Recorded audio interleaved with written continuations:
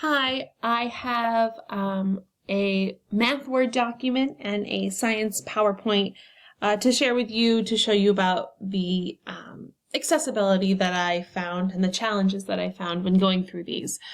First, I have this subtraction worksheet, which I actually did with my students earlier this week. They did the computation half by themselves, and then during a rotation, we did the word problems together. I used the free NVDA screen reader that they had, and it was very nice. I mean, it gave you or read you anything that you needed it to read. You just simply hovered your mouse or your cursor over some text and it would read it right to you. When I used this document, I had a lot of successes and a lot of things that I would need to fix. It read, name and date fine and subtraction practice. And as far as the word problems go on the right-hand side, I didn't really have any issues with that. I hovered maybe over the first word and it read the entire word problem because that's all that was in that cell. So it read that just fine. It read all the numbers correctly. So it read all 6 of them with no issues. So I didn't really find anything that I would really need to adjust with that. The problem was with this computation half over here. It read the directions, solve to find the difference without any issues. But when it got down here to the actual subtraction problem, when I hovered over this first row, it just said 8,845. And then I had to actually bring my cursor down to this second row, and it only read 627.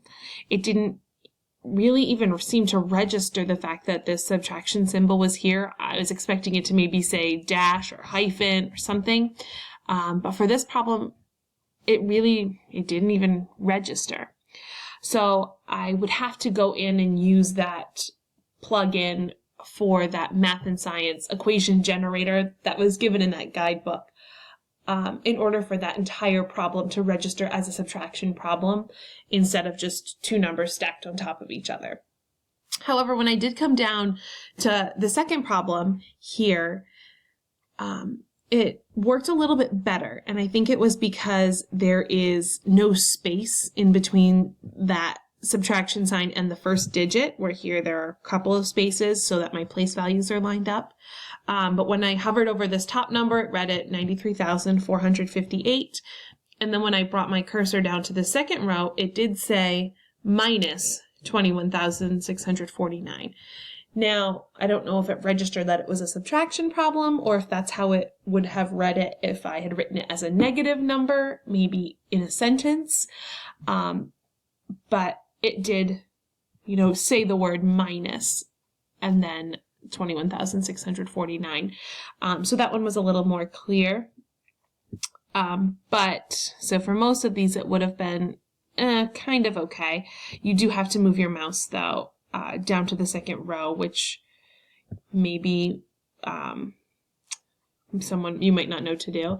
This last one, though, I had an issue with because of that spacing issue. It didn't register that subtraction symbol there. It just simply read the top number, and then when I came down here, it just read the bottom number. So if I had to submit this to an online class for them to complete or for us to go over together in class, the biggest thing would have been the subtraction problems, the computation ones over here. I would definitely go in and do that equation generator so that the screen reading program would know that it was a subtraction problem instead of just 2 numbers stacked on top of each other. This isn't an overly fancy worksheet, so I think that the font and the colors, are okay for a visually impaired student. Nothing too fancy about that, which sometimes that's a good thing. Moving on to the PowerPoint that I have. This is a PowerPoint that is actually made by my science department. They sent it out and it's optional for us if we would like to use it. And I decided to evaluate this one because it had some good and some bad in it.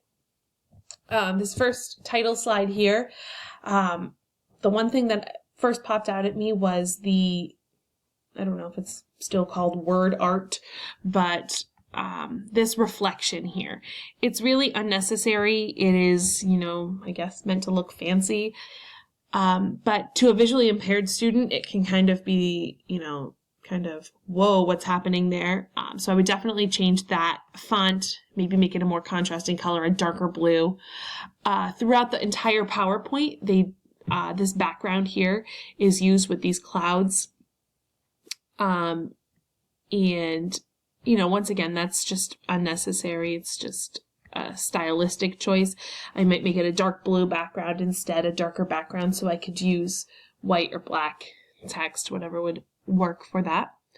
I did put it in outline view, and I also brought up the selection pane over here to see what order it would read everything in.